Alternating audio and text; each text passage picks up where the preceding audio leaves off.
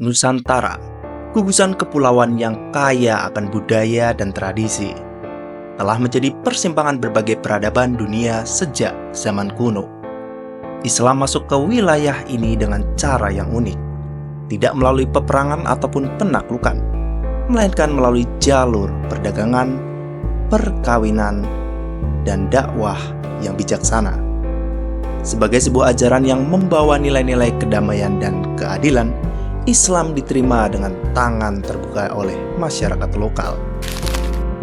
Proses penyebarannya berjalan secara bertahap, dipengaruhi oleh para pedagang dari Arab, Persia, dan Gujarat yang menjalin hubungan erat dengan penduduk setempat. Seiring waktu, Islam tidak hanya berkembang sebagai agama, tetapi juga membentuk tatanan sosial, politik, dan budaya yang kuat. Kisah masuknya Islam ke Nusantara adalah cerminan bagaimana ajaran agama dapat berdampingan dengan kearifan lokal, menciptakan harmoni dalam keragaman.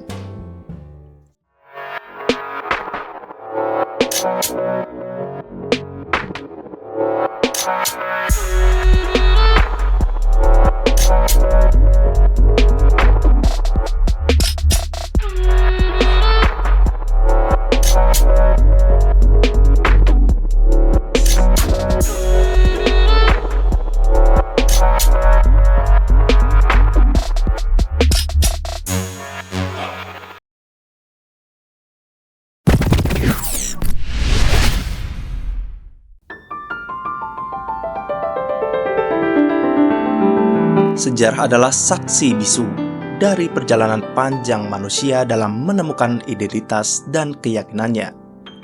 Islam masuk ke Nusantara layaknya angin sepoi-sepoi yang membawa kesejukan bagi masyarakat pesisir. Ia tidak datang dengan pedang terhunus, tetapi dengan cahaya ilmu dan perdagangan yang gemilang. Sejak abad ke-7, para saudagar Muslim dari Arab, Persia, dan Gujarat telah menapakkan kaki mereka di tanah Melayu, menyemai benih-benih ajaran Islam di antara kehidupan maritim yang penuh warna. Catatan sejarah menunjukkan bahwa Islam yang pertama kali tiba di Nusantara pada abad ke-7 ketika para pedagang Arab singgah di pelabuhan-pelabuhan penting seperti Barus di Sumatera dan Perla di Aceh. Seperti air yang meresap ke dalam tanah, ajaran Islam perlahan-lahan mulai menyatu dengan budaya setempat. Bukan dengan paksaan, tetapi dengan pesona ajaran yang penuh kedamaian dan nilai-nilai kemanusiaan. Pada abad ke-13, Kerajaan Samudra Pasai berdiri sebagai kerajaan Islam pertama di Nusantara.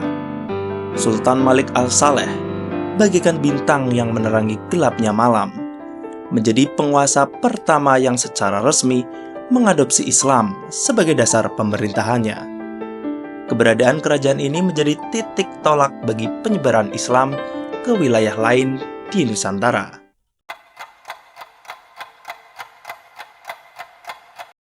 Di tanah Jawa, Islam tidak hanya dibawa oleh para saudagar, tetapi juga oleh para ulama yang dikenal sebagai wali songo. Mereka ibarat lentera yang menerangi jalan masyarakat yang masih lekat dengan kepercayaan animisme dan Hindu-Buddha. Sunan Kalijaga, dengan pendekatan budaya dan kesenian, menyampaikan dakwahnya melalui wayang kulit yang memukau hati rakyat. Sunan Bonang mengalunkan ajaran Islam melalui tembang-tembang Jawa, menjadikan Islam terasa begitu dekat dan indah.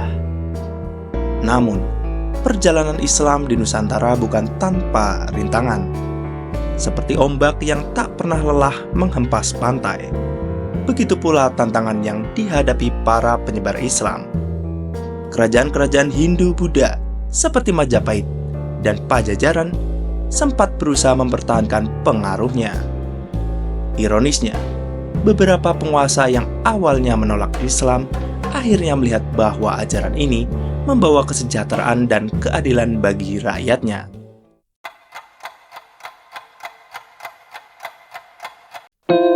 Masuknya Islam membawa perubahan besar dalam berbagai aspek kehidupan masyarakat Nusantara. Dari sistem pemerintahan, pendidikan, hingga ekonomi, Islam memberikan warna baru yang lebih maju dan berkeadilan. Masjid-masjid megah seperti Masjid Agung Demak berdiri kokoh sebagai simbol kejayaan Islam di Nusantara. Ulama-ulama seperti Hamzah Fansuri dan Syekh Yusuf Al-Makassari menjadi pelopor pemikiran Islam yang kritis dan progresif. Tak dapat disangkal, Islam berkembang di Nusantara dengan cara yang unik, menyatu dengan budaya lokal tanpa menghilangkan esensi ajarannya. Seperti pelangi yang muncul setelah hujan, Islam hadir di Nusantara membawa harapan dan kemakmuran. Dan hingga hari ini, jejak sejarah itu masih terasa, menjadi bagian tak terpisahkan dari jati diri bangsa Indonesia.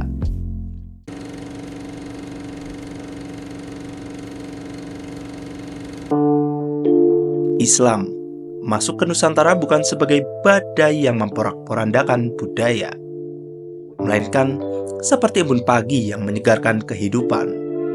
Lewat perdagangan, dakwah, dan kebijaksanaan para ulama, Islam tumbuh subur di tanah yang subur ini.